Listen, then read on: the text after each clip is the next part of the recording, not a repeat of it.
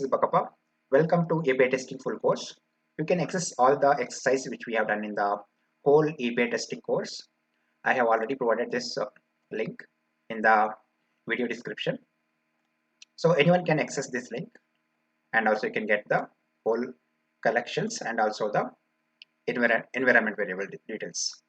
So you can take that URL which is there in the description of this below video and paste it in the web browser.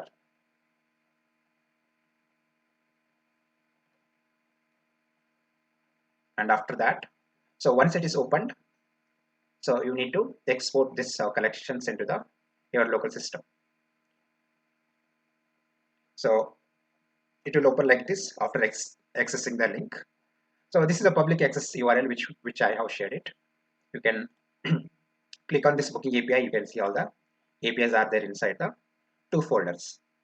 So what you can do is you can click on this three dots and you can export it. So you can click on this export, and firstly you can export this booking API collection, and after that on the right side you can select the booking API environment, and after that click on this icon and click on the edit. Then you can click on three dots and you can click on this export. So this will export the environment variable details. So after exporting it, so you will get these two files.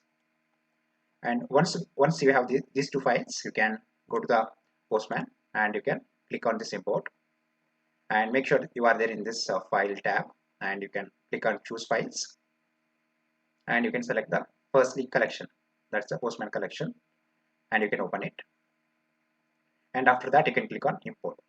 So firstly you can load the Postman collection, and after that you can load the environment details. So as I have already these APIs in my system, I don't want to import it, and this is how you can get the exercise which we have done in the API testing full course. You can find all the code which I have discussed in the rest assured API testing full course. You can search with the Bakapa and GitHub in the google.com, and here you can go to my GitHub repository, and over here in the repositories tab you will find the rest assured API testing framework. You can go inside this repository and you can click on this code and you can copy this URI, and by using this URI, and you can simply use the git in your local machine, and you can simply clone it by using the git clone and followed by that specify the URL. So you will get the whole code which I have discussed in the rest assured API testing full course. Hi friends, this is Bakapa. Welcome back to Testers Talk channel. Let me summarize what we have discussed in the chapter 1 and in the chapter 2 of rest assured API testing tutorial series. So we have discussed how to set up the environment for rest assured API testing, how to create the post API request using rest assured, how to create get API request using rest assured, and also I have discussed how to pass the parameters to the API request, and also I have discussed how to achieve the API chaining in rest assured API testing. And finally in the chapter 2 of rest assured API testing tutorial, I have discussed how to validate the API response by writing the JSON path expressions. In this chapter 3 of rest assured API testing tutorial, I will discuss what is serialization, and also I will show you with an example what is serialization and how to implement the serialization. And then I will discuss what is deserialization in the API testing and how to implement the deserialization. Next, I will discuss how to create a post API request using POJOs in the rest assured API testing, and then we will validate the API response. After creating a resource by using the post API request, we will verify by creating the get API request. So mainly we will check whatever the resource we have created in the application server, we will validate by creating the get API request, and also we will validate the response. Then finally I will discuss how to perform the JSON schema validation in the rest assured API testing. Now I will start discussing about what is serialization and how to implement serialization in the rest assured API testing, and also we'll see with an example. Now I will go to the Postman tool here. So here I'm using the create booking API. So serialization is nothing but converting the Java class objects into the JSON object. So what we will do in this example is, so if you look at this API request body of the create booking API, so here we have total two JSON objects. First one is having the 5 fields and second one is having the 2 fields. So what we will do is we will create the two POJOs which is having the all these fields. So we'll create the first Java class with the booking and we'll specify all these fields within the booking class, and we'll create another class called booking dates. Within that we'll specify these two fields, and with respect to that we'll generate the getters and setters, and we'll specify the value by using the setters. So now I will go to the Eclipse here, and here I'm going to create the package. So here I'm specifying the package name as com.testautomation.api testing.pojos. So that's it. So inside this package I will add the one class called booking, and similarly I will add another class called booking dates. Here I'll say booking dates. That's it. So now I will go back to the booking.java class. So here I will specify the all the keys which are there in the API request body. So I will go back to the Postman tool. So we have to create the variables with the private all these fields. So let's specify the first field, first name, and here I'll specify the private, and here I'll say string, and I'll specify the key name. So make sure that you are adding the exact key name which is there inside the request body. So similarly I will add the last name and additional dates. So these are the string type. I will add the private string, and followed by that I'll specify the last name, and similarly I will add the additional dates of type string type. So make sure that you are adding the exact key name, otherwise you will get the exceptions at the runtime. So we have added 3 string variables, and after that we have to specify the total price of type integer, and we have to create another variable of type boolean. So let's add the total price of type integer. So here I'll say private int, and here I'll say total price, and I'll create another variable called boolean of type boolean. Here I'll specify the key name as deposit paid. So that's it. Then we have to create the another reference variable of type booking dates type. So that's the reason here I'm creating the reference variable of booking dates. So that's it. So make sure that this reference variable name is exactly same as the request body. So simply specify the reference variable name as booking dates in the smaller case. So that's it. So let's add similarly check-in and checkout string type of variables inside the booking dates class. So here I'm adding private string check-in, and I will add similarly checkout also. So if you look at this request body, so inside booking dates we have the 2 variables. First one is check-in and the second variable is checkout. So let's add another variable. So I'll add the private here and of type string, and here I'll say checkout. So that's it. So after adding the variables or the keys, we need to generate the getters and setters for all these variables, right? So you need to select this all these variables and right click on that, and here you can go to the source and select the option as generate getters and setters, and here you can individually select each variable one by one, or you can click on this select all. If you click on this select all, it will select all the variables, and simply click on generate. So that's it.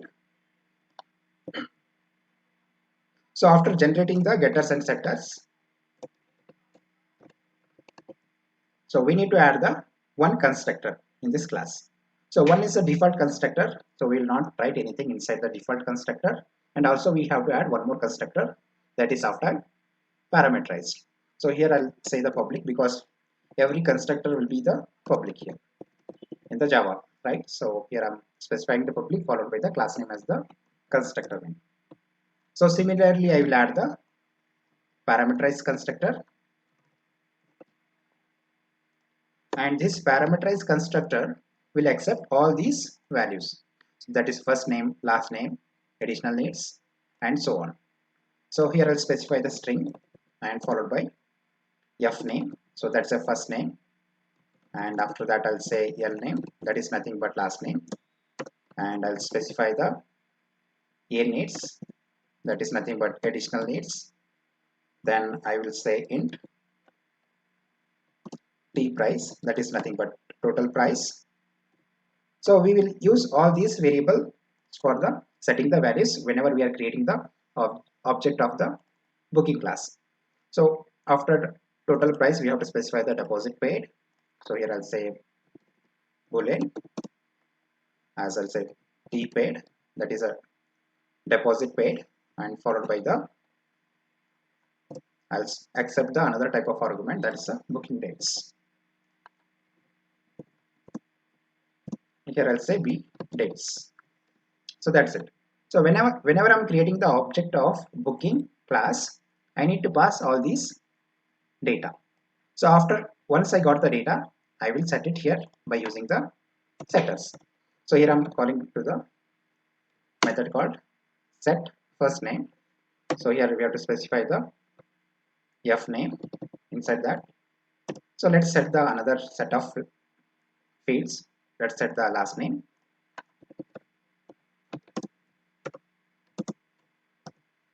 So after last name, let's set the additional needs. Then after additional needs, let's set the total price.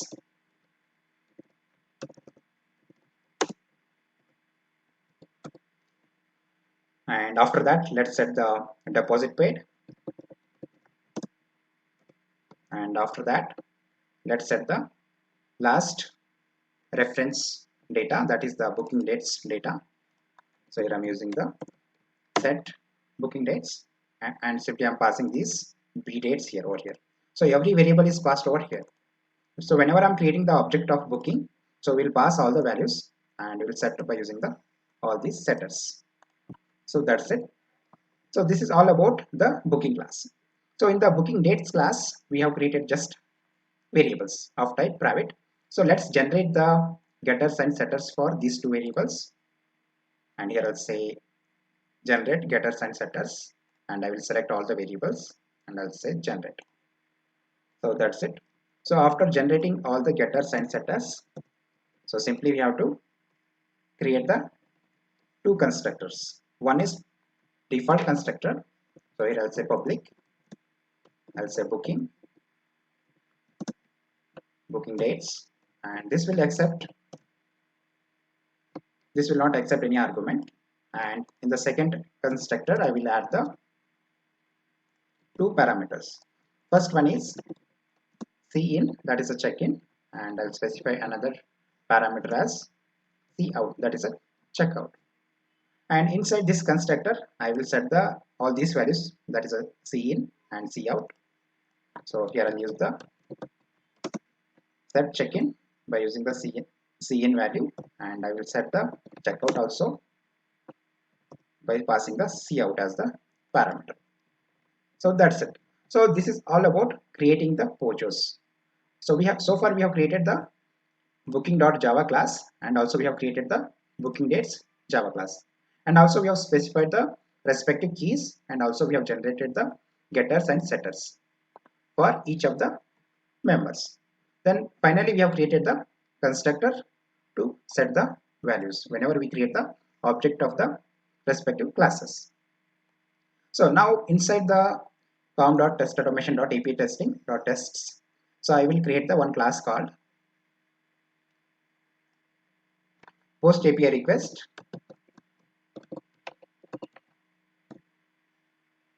using POJOs. That's it. I will click on finish button. So here I will add the simple TestNG test method. So here I'll say @test, and below that I'll specify public void. Here I'll say post API request. So that's it. So 80% of the work is done. Another 20% of the work is left out. Let's import this @test from the TestNG. So mainly the focused task is creating the POJOs classes. So in our case, one is that booking.java class and second one is bookingdates.java class. So here we have already created the @test method. Inside this, simply we will create the object of the booking.java class and we'll create another object of the booking dates.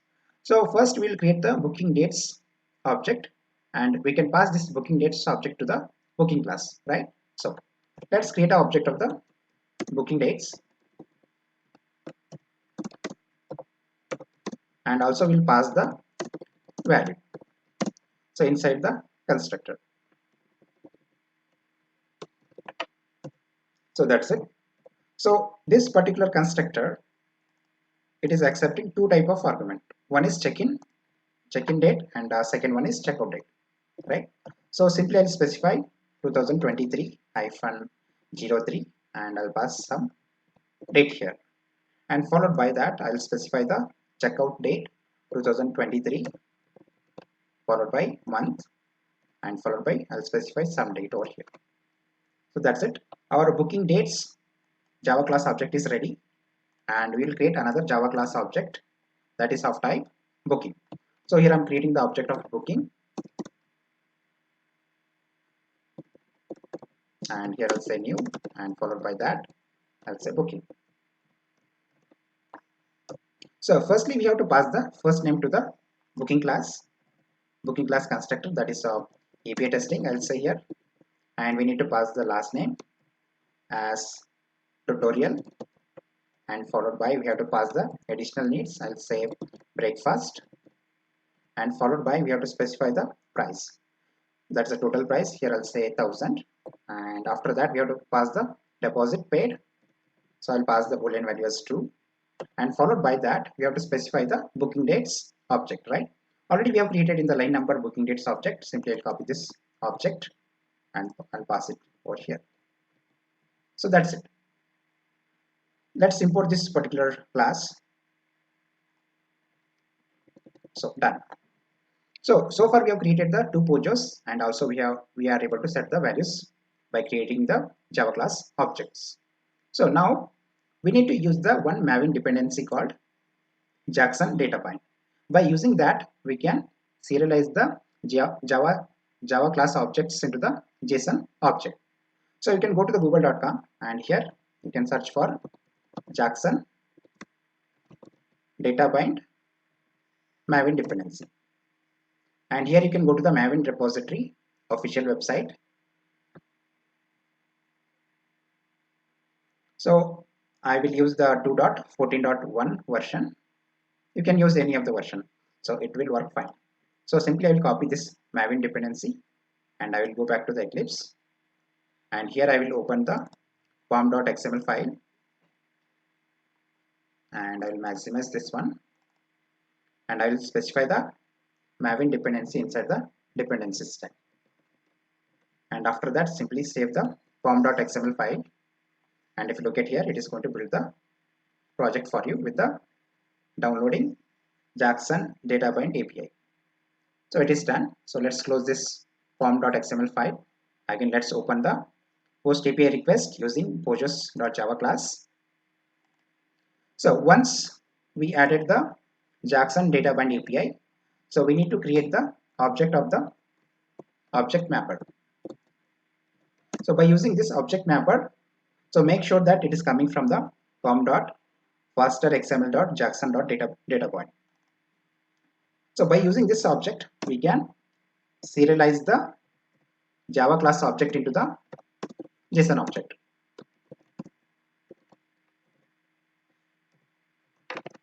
That's it. So by using this object mapper object, I am going to call to the one method called writer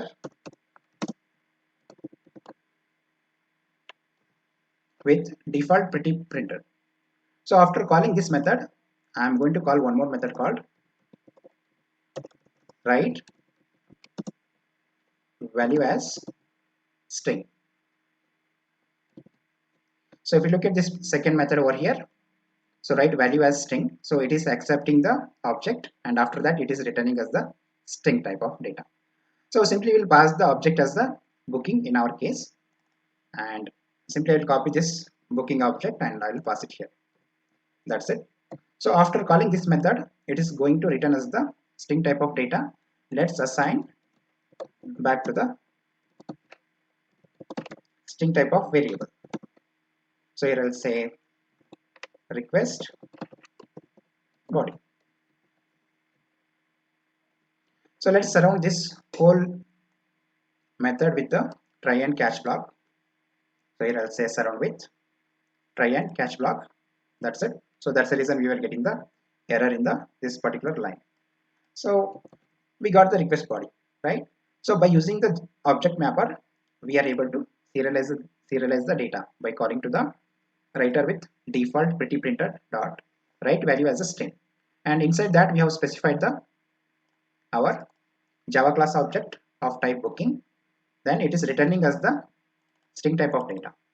So this particular string variable is holding the JSON object. So let's print out that particular string in the console output. So here I'll use the system.out.println, and simply I will copy this variable and I'll paste it here. So that's it. So this is how you can create the POJOs, and this is how you can serialize the data. So let's execute this TestNG test, and we should be able to print this particular request body. So this is the JSON object, right? So this is what we have prepared by using the Java class object. So now we are converting that into the JSON object. And if you look at this one, so our test is getting passed and it is printing as the JSON object, right? So all the fields, it has the fields and respective values for the right side, right? So this is how you can create the POJOs, and this is how you can implement the serialization in the REST assured API testing. So far we have discussed how to implement the serialization in the API testing. Now I will discuss how to implement the deserialization. So deserialization is opposite to the serialization. So where we will convert the JSON object into the Java class object. That is nothing but the deserialization. So let us implement the deserialization. I will discuss how to deserialize any JSON object into the Java class object. So here I'll say deserialization. Then here I will use the object mapper object, and after that I will call to the one method called read value. So in this method I will pass the JSON object and the Java class object type.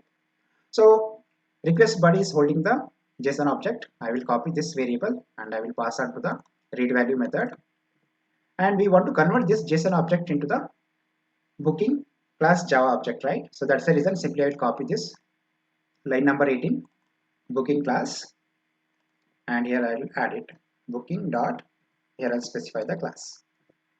That's it. So this particular method read value, it returns the of type value is booking type. So that's the reason I'm saving that value into the booking type. Here I'll say booking. I'll specify the reference variable name as booking details. That's it. So by using the booking details, I can access any data. So it can be the first name, last name, or it can be the check-in or the checkout dates. So let's try to access the first name and the total price, and after that I will discuss how to access the booking dates. That's the check-in date and checkout date. So those are the variables, those are the keys which are there inside the another class object, that is a booking dates object, right? So that's the reason we'll discuss that a bit later. So let's try to access the first name and total price. So by using the booking object. So we'll use this particular reference variable. By using this one, we can access the our data. So here I'm using the system.out.println, and inside this I will use the booking details reference variable. By using that reference variable, so we have already implemented the or getters to get the value, right? So simply I will say here first name. So this particular method will return us the first name from the booking object. So let's try to access the total price also. So simply I will copy the same line and I will paste it here. So instead of first name, I'll say here total price. That's it. So let's execute this TestNG test. Later we will access the check-in date which is there inside the booking dates object. So let's execute this TestNG test, and it should print us the first name and the total price. So if you look at this console output, firstly it is printing us the JSON object. So this is printing after serialization of the Java class object into the JSON object, and after that here we are seeing the first name and the last name. So these two values are printing after the deserialization. So let's discuss how to access the values which are there inside the booking dates class, right? So let's maximize this window. Now here I will use the again system.out.println.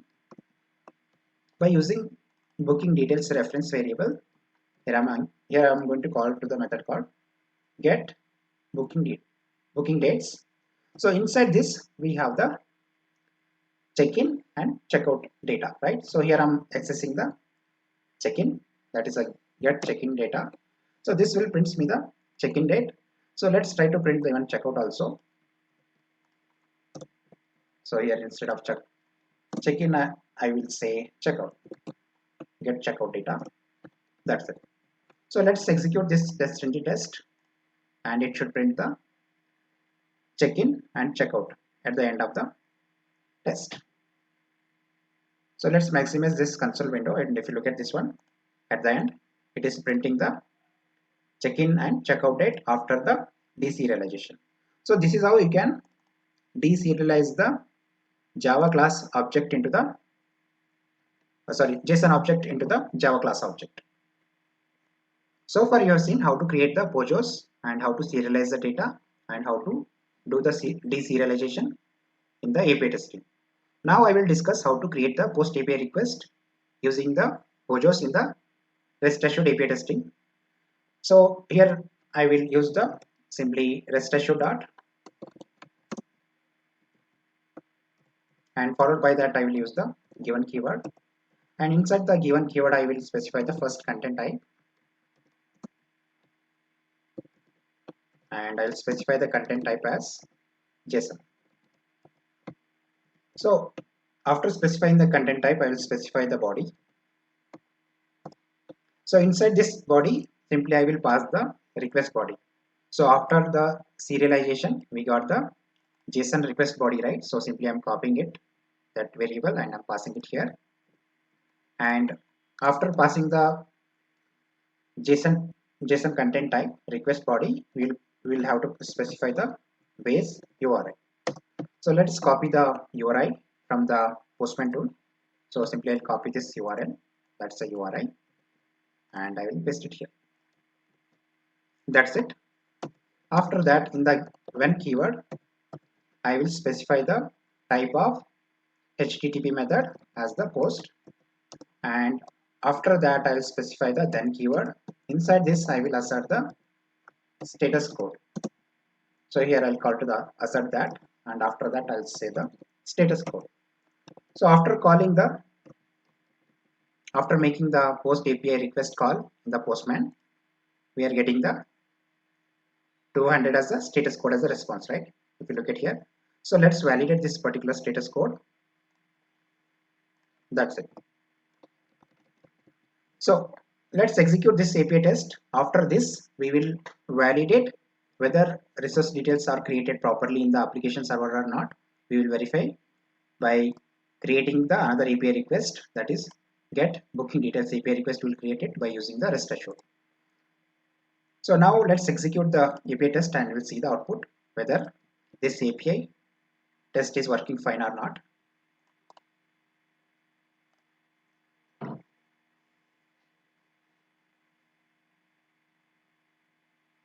So this post API request will create the new resource in the application server, and we will validate by using the get API call later. So still execution is going on. So let's wait for a few seconds. And if you look at this console output, so our test is getting passed, right? So we are able to make the post API request by using the POJOs.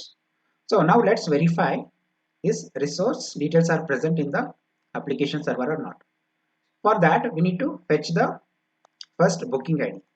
So if we are having the booking ID, then only we can pass this booking ID to the get booking details in the URI, right? So now let's create the get API call, and before that, let's fetch the booking ID. So what I will do here is simply I will extract the API response calling to the dot extract followed by the dot response. So this returns me the response type of data. Here I will assign back to the response type. Once we got the API response, we can fetch the booking ID. You can import response from the rest assured API. That's it. So after getting the response, we can simply use the path. So by using this path, we can get the directly value, right? So here let's specify the key name. So simply I will copy the key name here from the create booking API and I will paste it here. So this returns me the integer number, that's the booking ID. So here I'm specifying the variable name as booking ID of type integer. So we have the booking ID. Now let's create the get API call by using the rest assured. So again I will use the rest assured dot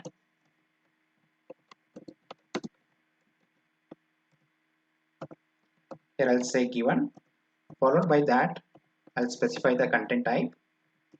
So here I'll specify the content type as .json type. Then so we are not specifying anything in the request body. So if you look at this get booking details API, so we don't have anything in the request body. So just we have to pass this particular URL. So simply copy this URL and let's add it in the base URI. So simply in the double quotes I will add the URI. That's it. After that I'm calling to the method called when. So inside this one I'm calling to the get method. So inside this will specify the booking ID.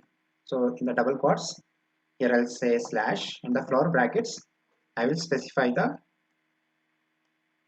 I will remove from here. So here I'm specifying the booking ID. So simply I'll copy this data, that's the booking ID which we are fetching it from the API response of the post call, and after getting this booking ID I will pass this one here. That's it. So inside this one also I'll specify the field name as booking ID. That's it. So after making the get call, so I will verify the status code. Here I'll say assert that and followed by here I'll say status code as 200. That's it. You can verify the other API response also. In the previous tutorial I have discussed how to verify the response body also. I have discussed multiple ways of getting the value from the API response and how to validate the actual value and the expected value. I have discussed in the chapter 1 and in the chapter 2 I have discussed by using the path how to identify the data from the API response, and also I have discussed how to get or the fetch the data from the API response by writing the JSON path expressions also. So that's the reason here I'm not asserting anything in the response body. So just for the time being I'm asserting only the status code in this two API calls. So after making the get call, so we are getting the 200 as a status code if you look at in the response, right? So let's create the resource quickly, and so probably that resource details are not present. So let's call the get booking details API, and we should be able to fetch the data. So we are getting the 200 as status code. So that's the reason here I'm asserting the 200 status code. That's it. So let's execute this API test and it should work fine. Sorry. So here I'll say run as TestNG test.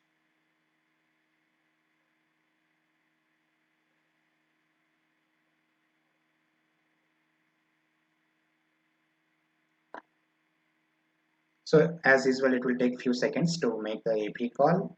And if the application server is slow, definitely it will take few seconds, then it will give us the response.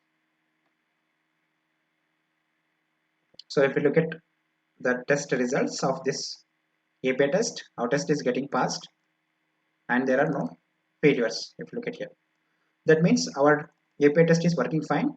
So we are able to make the post API call, and after that we are able to fetch the booking ID, and by using this booking ID we are able to pass that booking ID into the get API call, and we are able to verify the resource details present in the application server or not. Now I will start discussing about how to validate the JSON schema. Now I will navigate to the Postman tool. Let's see the scenario. Here after creating the booking, so we are getting the booking ID in the API response by using this booking ID, and we are getting all the details in the get API call. So here in the API response we are getting the JSON object, right? So let's verify whether this particular API response is having the proper values or not. For example, the first name is having the string type of data and last name is having the string type of data, and if you look at the total price, it is accepting the only integer type of data.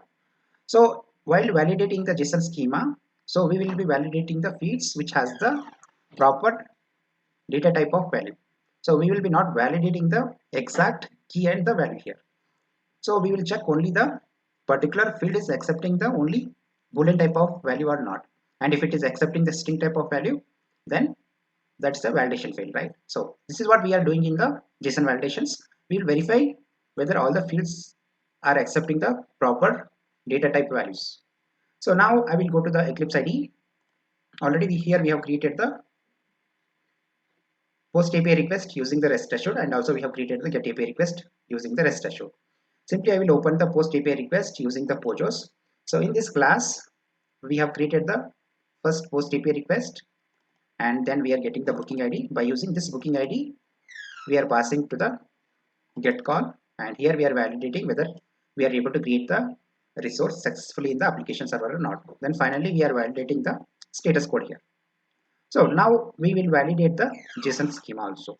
So before we go ahead and validate the JSON schema, so first we need to convert this API response into the JSON schema. So simply I will copy this API response, that's a JSON object, and I will go to the google.com, and here you can simply search for the online JSON to JSON schema converter, and here you will get the liquidtechnologies.com. You can go to this website, and after that simply paste the value here, and here you can check this I'm not a robot, and click on generate schema, and here you got the JSON schema, and simply click on this icon. After copying it, simply I will create the one text file in our REST assured API testing tutorial project. So inside the SRC test resources I will add the one text file. So here I'm giving the text file name as expected JSON schema, then I'll say dot text, then I'll say finish. So inside this I will add the JSON schema. So most of the times we will get the JSON schema from the development team, and if you are not getting it after developing the API, once you are able to get the API response, simply copy that API response and you can convert your API response into the JSON schema by going to the one of the site. So there are many sites which will help you to convert the JSON object into the JSON schema. So here we have added the JSON schema. Now we have the JSON schema and we have to specify this file location. So here I'll go to the file name here I'll go to the file name constants.java file. So here we'll specify the file location. So here I'll say public static final string, and followed by that I'll specify the variable name as JSON schema. That's it. So here we will use this base path variable, and followed by that. So this base path is nothing but we have specified the our base file location path. If you look at this one, so this particular file is there under the src test resources. So that's the reason here I'm using this base path. It has the .src test resources, and followed by simply I will add the file name here. So here I'll specify expected JSON schema dot text. That's it. We have converted the API response into the JSON schema, and after that we have specified schema response. We have specified the schema in the JSON schema in the text file, and after that we have specified the location of the file. Once we are having the file location, we can read the file by using the commands API. So here I'm using the file utils class dot, here I'll say read file to string. So here we have to pass the two parameters. First one is file object. Here I'll say new file. Inside this we have to specify the file location. So already we have specified the file location inside the file name constants.java class. I'll copy this class name and I'll specify it class name here. After that I'll say dot JSON schema, and after that here we have to specify the UTF-8 for the encoding the data purpose of the data file, which is there in the text file. So we need to encode the data by using the UTF-8, and this particular method returns us the string type of data. So that's the reason here I'm assigning back to the string type of variable. Here I'll say JSON schema. That's it. And you can import the, so if you have already imported this file, you can import the file, and right now you can add the catch statement for this one because we are performing the IO operations. If you have already imported this file, no need to import it once again. So in my case I have already imported the file class from the, if you look at here, so I have already imported the java.io.file, right? So that's the reason it is not showing me the error here. So after reading the text file and which has the JSON schema, let's try to print it first, then we will validate by adding the simple maven dependency. So after the line number 57, here I'm using the system.out.println, and simply I will print this JSON schema. So we will confirm whether we are able to read the file, and once we are having the value, then we can compare the JSON schema from the get API response. Let's execute this API test, and it should print us the JSON schema which is there inside the text file.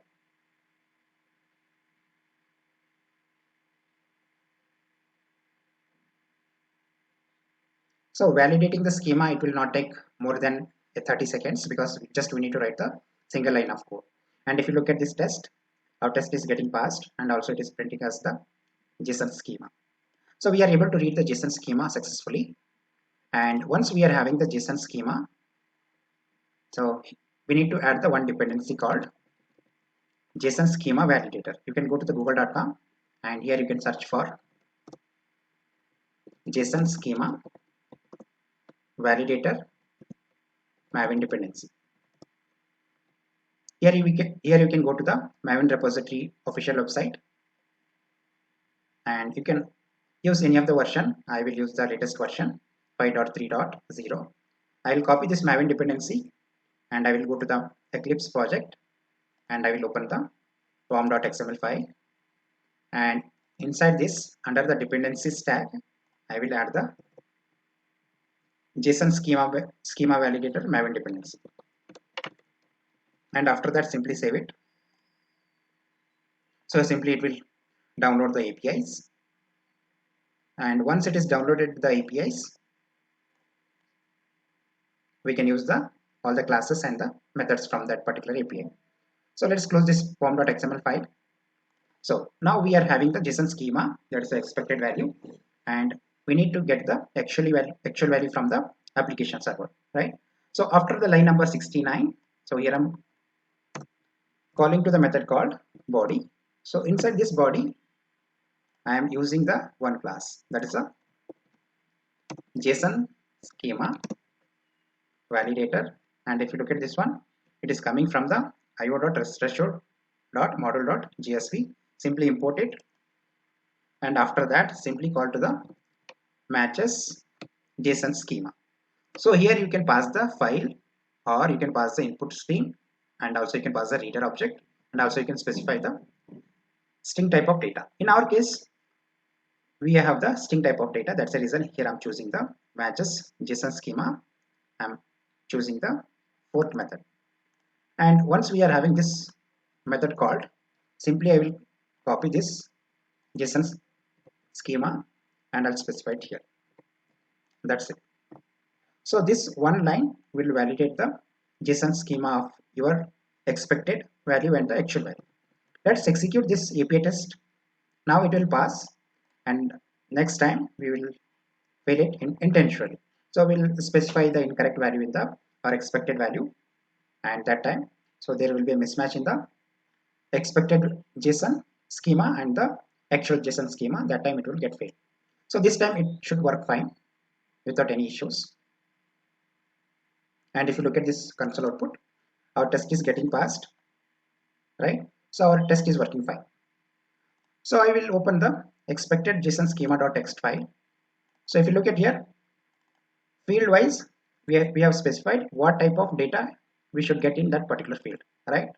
So let's specify in the first name. So just for time being, I will specify the integer type. So eventually we will not get the first name as the integer type. So in that case, our test will get failed. So let's try to fail the test this particular test while validating the JSON schema. So this particular JSON schema validation will be used to mainly check whether all the fields is accepting the proper type of values.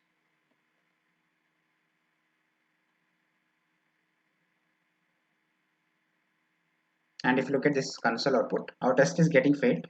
So one test got failed. And if you look at this one, response body does not match the expectations.